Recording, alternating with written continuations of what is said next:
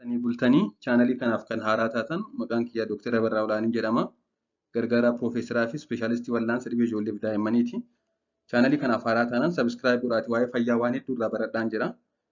Har'a kan ilaallu waa'ee dhibee ameebaadha. Dhibeen ameebaa dhibee baay'ee beekamaadha. Namoonni hedduus yeroo ta'e irratti dhibee kanaan qabamaniiru. Dhukkubni ameebaa orgaanizimii gosa Pirootozoaa Intaameebaa Istiilootikaa jedhamu kan nama qabudha. Ameebaan adda durummaan dhukkuba marrimaanii ta'ullee darbee darbee tiruu, somba, sammuu fi qaama biraallee hubuu danda'a. Dhukkubni kun dhukkuboota orgaanizimii Pirootozoaa jedhamaniin dhufan keessaa dhukkuba busaatti aanee dhukkuba lubbuu namaa hedduu galaafachuun sadarkaa lammaffaarra jirudha. Pirootozoaa keessaa kan nama miidhuun beekamu tokkoffaan busaadha. Itti aanee ameebaadha jechuudha. Akkuma olitti jedhe egaa dhibeen kun gosa paarasaayitii Intaameebaa Istiilootikaa jedhamuun kan dhufudha. Uummanni addunyaa kanarraa parsantaa 10 ta'an paarasaayitii kana waliin jiraatu jedhamee yaadama. Namoota 100 keessaa namoonni 10 ameebaa marrimaan isaanii keessaa qabu. Mallattoo yoo qabaachuu baataniyyuu. Namoonni parsantaa 10 ta'an marrimaan isaanii keessaa qabu. Haa ta'u malee kana keessaa hundi isaanii mallattoo hin qaban.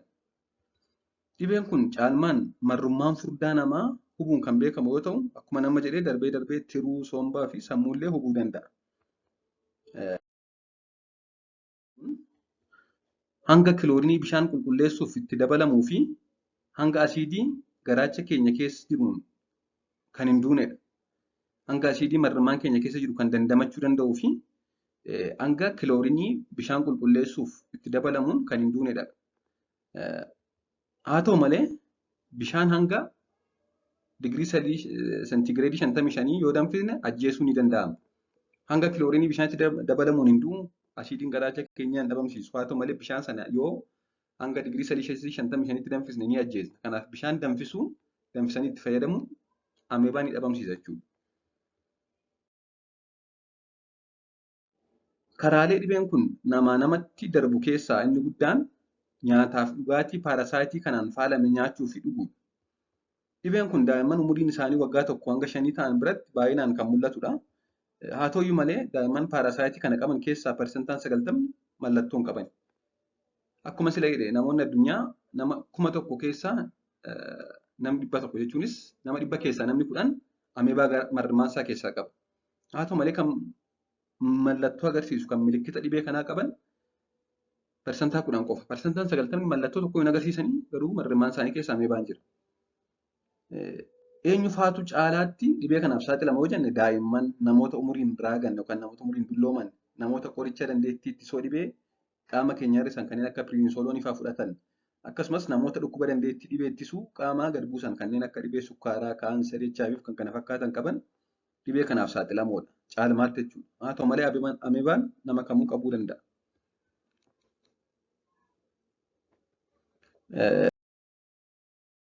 Itti aanu kanneen mallattoo agarsiisan biratti mallattoon gurguddoon kamii? Akkuma sila jedhe namoota 100 dhibee kana qaban keessaa namoota 10 qofaatu mallattoo agarsiisa. 90 mallattoon agarsiisan. Dhukkubni kun harka caalaa parsantaa 90 mallattoo homaa agarsiisuu dhiisuu danda'a. Akkasumas xaxaalee garaagaraa fiduun mallattoolee hamoo ta'anis fiduun hanga lubbuu dabarsuu gahuu danda'a. Mallattoos qabaachuu dhiisuu danda'a. Hanga immoo mallattoo cimaa dhibee marrimaanii cimaa dhibee tiruu cimaa fiduu danda'uu danda'a. Mallattoo jiran keessaa garaa ciniinnaa, garaa kaasaa yeroo hedduu kan dhiiga makate, yeroo bobba baasuu jedhan miixachuu, darbee darbees ho'a qaamaa qabaachuu yookaan ho'inni qaamaa dabaluu, ulfaatinni qaamaa irrachuu, fedhii nyaataa dhabuu, dhukkubbiin garaa kun ni jiraatu jechaadha yoo mallattoon jiraate.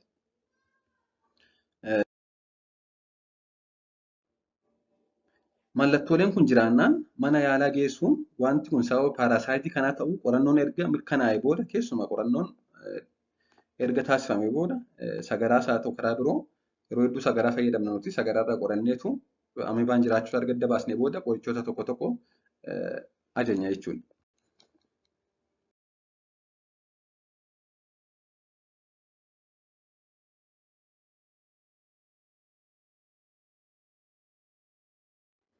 Xaxaalee yookaan kompiilikeeshinii dhibee kanaan dhufan yoo ilaallu uumamuu malaa tiruu liver abscess kan jennu, ameebic liver abscess kan jennu, urachuu marrimmaanii, marrimaan uruudhaan peritonaayitisii fiduu, sammuu seenuu, cerebral ameebiyaasas tarsa'uu malaa tiruun malaa uume kun yoo iyaalamiin ture tarsa'uu illee danda'a jechuudha. Kanaa yoo dhufne akkamiin ittisuu dandeenya kan jedhu inni tokkoffaan mana fincaanii fayyadamuudha.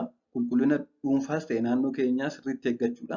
Bishaan qulqullina qabu kan danfisnee dhuguu, namni dhukkuba kana qabamu yookaan qabu yoo jiraate naannoo yookaan maatii keessaa yoo jiraate yaalchisuu, kuduraa fi muduraa yoo nyaannu dheedhii nyaachuu dhiisuudhaan sirriitti qulqulleessinee bilcheessinee nyaachuu kana yoo goone ni ittisna jechuudha.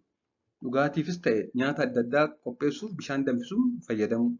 Qulqullina nyaataa eeguu, wantoota nyaataman osoo hin bilcheessin, hin qulqulleessin yookaan irraa hin qoliin nyaachisuu daa'imman dhibee kanaaf saaxiluu danda'a. Namni nyaata qopheessu ofii osoo mallattoo hin qabaatiin dhibee kana daa'immanitti yookaan namoota birootti dabarsuu waan danda'uuf waggaatti si'a 2 yookaan si'a 1 dhibee kanaaf qoratamuu qabu. Fakkeenyaaf mana keessa namni nyaata qopheessu tokko osoo mallattoo tokko hin qabaatiin marrimaan isaa keessaa ameebaa qabaachuu danda'a. Ofii mallattoo hin qabu garuu nama biraatti dabarsuu danda'a. Daa'immanitti dabarsuu danda'a. Daa'imman immoo garaa kaasaa godhatu. Kanaaf namni nyaata qopheessu waggaatti yeroo tokko kan yeroo 2 osoo qorannoo taasisee ameebaa qabaachuu dhiisuu isaa osoo mallattoo hin qabaatiin yoo qabaate dawaa fudhatee dhabamsiisee marrimaan isaa keessaa qulqullaa'uun gaariidha. Namni nyaata qopheessu sirriitti harka dhiqachuu fakkeenyaaf erga mana fincaanii fayyadamanii erga daa'immaniif daayipparii jijjiiranii osoo nyaata hin qopheessin dura harka dhiqachuun dhibee kana ittisuufis kanneen gargaaran keessaa isaan gurguddoodha jechuudha.